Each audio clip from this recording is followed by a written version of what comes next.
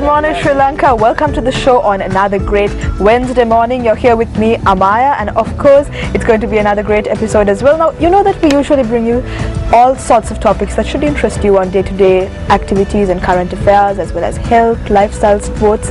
But right now, this show today will be dedicated to a topic that's very current and very relevant right now. We have with us a young gentleman as well as his two guests who are here to speak about a concert. But in speaking about this particular concert, they're also here to address a much wider and a much larger issue of violence against women, and he is here to speak about his campaign, which is Real Men Don't Abuse.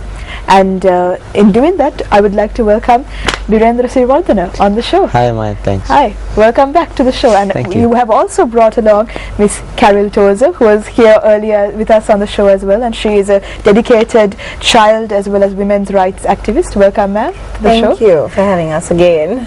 Definitely, it's a pleasure to have you, and we are very honored to be joined in the studio today by Dr. Mehta, who is the country representative for the World Health Organization here in Sri Lanka. So it's a great honor to have you on the show as well, sir. Good morning, welcome to the show. Good morning, and thank you. It's a pleasure to be here. Of course, and now both of you are here because you do strongly believe in what Virendra has come here today to represent on this particular program. Yes. But before we go to your opinions on what he is about to take up, Virendra, tell us, now we spoke to you about this on the earlier show as well, but there are so many different topics that can attract young boys. Now you're 15 years old, and what drew you to this particular area and what inspired you to take up this cause? Well, my family is very liberal in what we talk about. There's nothing, you can't speak about. So if you watch something on TV, current affairs, anything, you speak about it. And that being said, my mum and my little sister, who's 11, are very strong advocates of women's equality, and they speak up for it, and I probably gained my sense of equality and my idea of what women think, and all of that from first my mum, and then when my sister was old enough to express her opinions, from my sister as well. So it interested me because I hear about it at home, but I don't hear about it amongst kids of my age group much at school. And out there, it's not a topic you talk about.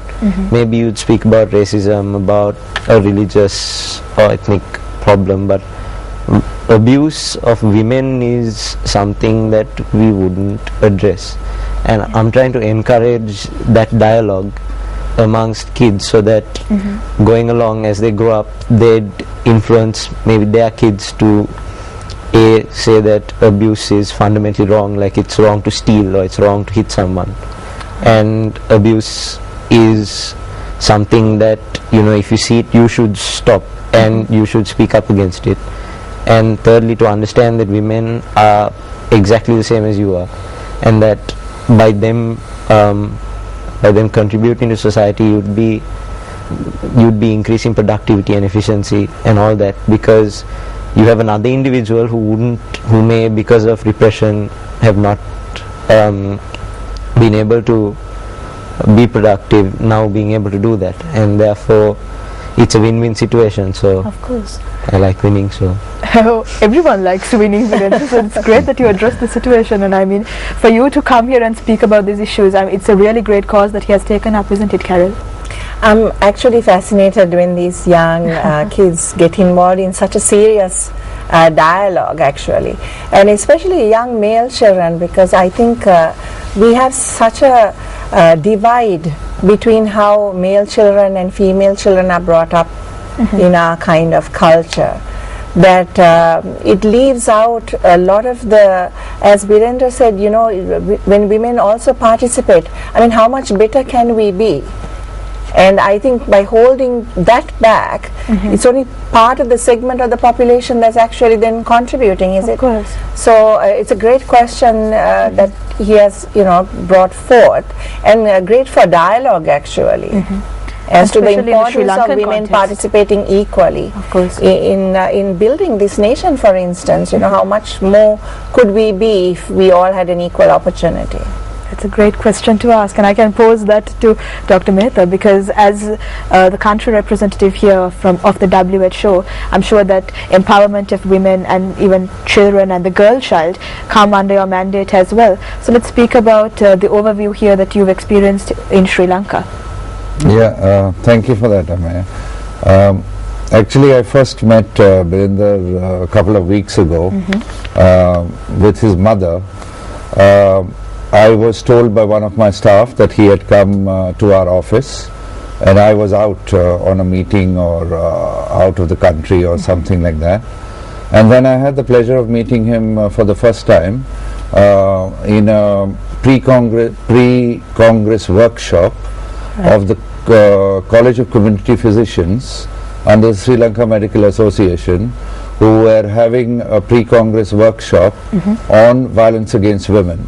So Birinder and his mother, I was chairing that session. It was on a Saturday morning. Birinder and his mother were one of my staff had invited them. And at coffee break, I met Birinder and his mother for the first time. So that was the first time that I chatted with them. I was very happy that a 15-year-old boy, a school boy, had come forward. Obviously it was with the support of his mother and his family and his parents, and I bounced some ideas of him. Then I had another meeting with him and his mother in our office, where I asked him what exactly motivated him to come forward on this. He's given you a few answers on this. So I'm very happy to be here, because the crux of the problem lies in addressing youth. And you asked me to give you a little overall picture. This is a picture, this is a issue which is worldwide. For the first time, WHO has come out with a first global assessment report, which was just released in July by my Director General Margaret Chan on the status of violence against women in the world. I see. The facts are frightening. You are two women here. If there was one more woman, 1 in 3 women in their lifetime will experience some type of violence. 35% will experience either non-partner violence or intimate partner violence in their lifetime. 30% will experience some type of violence by intimate partner violence. 38% of all murders in the world of women are done by their intimate partners. 38%. 38%. Wow. I'm giving you statistics straight, and I'm an expert in statistics. It just comes off my mind. I believe in facts, and we are a knowledge-based organization.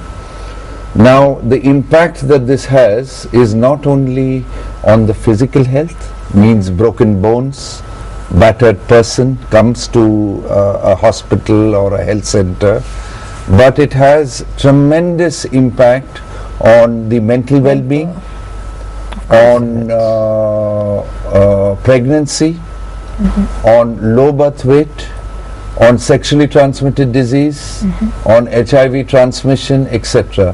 So this is our Director General, Dr. Margaret Chan, has stated this as a problem of epidemic proportion. This is globally, right?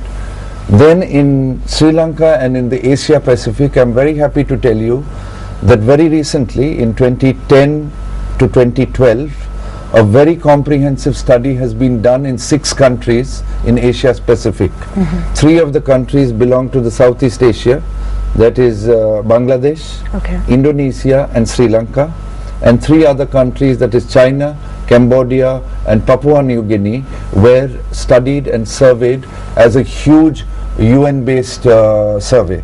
More than 10,000 men were surveyed, and women were also surveyed.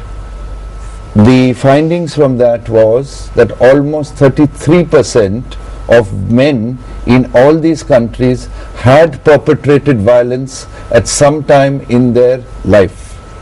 The other most revealing finding was that 44% of the males in the age group of 15 to 19 had committed their rape or their first rape at that age group.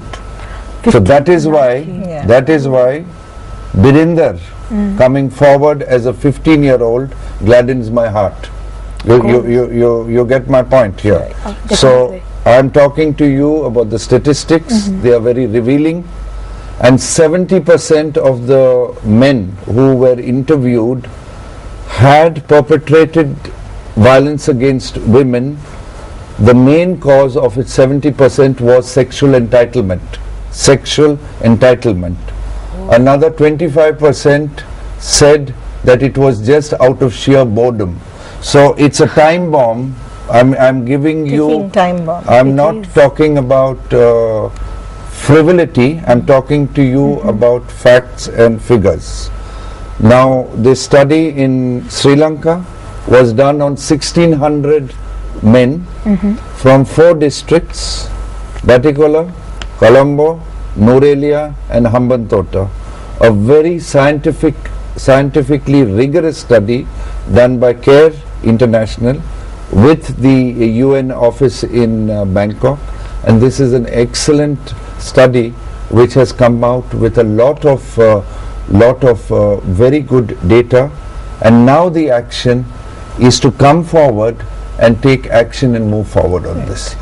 Definitely, wow. I mean, when you state these statistics, it's amazing. It's extremely scary. It's scary. Yeah. It's very scary. Yeah, but Amaya, what you have to understand is Sri Lanka is not alone. Right, that is one thing that you have to understand. So it's don't issue. isolate Sri Lanka as being a country where it is being perpetrated. It is a global situation, and the Sri Lankan statistics is very much in line with the Asia Pacific and this thing. So that has to be taken into perspective, because your viewers should not think that there's something radically wrong with Sri Lanka, which is not the case. Which is not the case.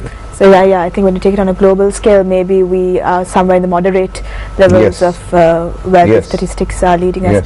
Alright, so we'll be back to speak more to you, especially Birendra, about a special event that he has got planned to really support his cause. But right now we have to go for a very short break, so we'll be right back on Good Morning Sri Lanka. Do stay here.